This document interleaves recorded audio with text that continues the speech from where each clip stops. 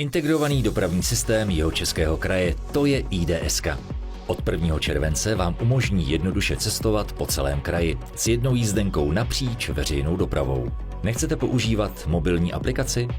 Využijte pro sebe nebo pro své děti kartu IDS. Je to jednoduché řešení pro všechny, kteří chtějí cestovat přehledně a bez mobilu. Karta slouží jako jednoduchý způsob, jak využívat předplatní jízdné, například při pravidelném dojíždění do práce anebo do školy. Dětem kartu zajišťují rodiče, stejně jako další potřebné nastavení.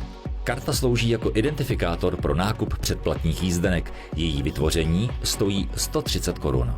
Pojďme si říct, jak kartu IDS získáte. Otevřete web www.ideska.info a na hlavní stránce klikněte na dlaždici Karta IDS.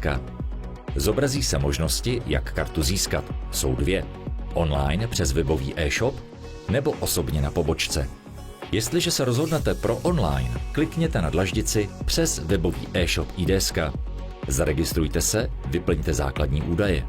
Po vyplnění registračního formuláře nezapomeňte na ověření účtu, které vám přijde na e-mailovou adresu.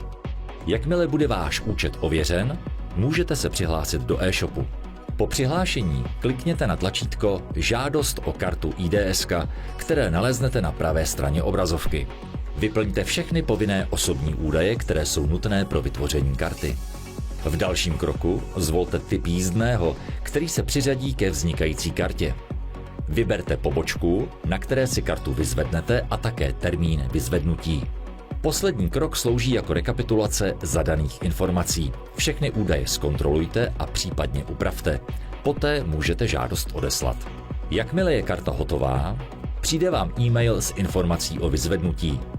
Kartu si vyzvednete ve zvolené informační kanceláři. Kartu IDS si můžete nechat vyrobit také osobně v informačních kancelářích.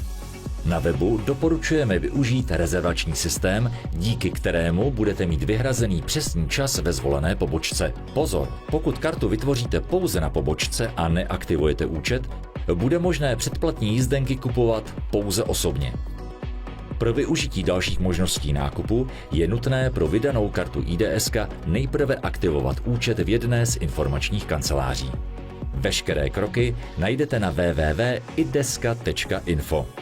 Karta IDS je ideální řešení pro pravidelné cestování bez mobilní aplikace.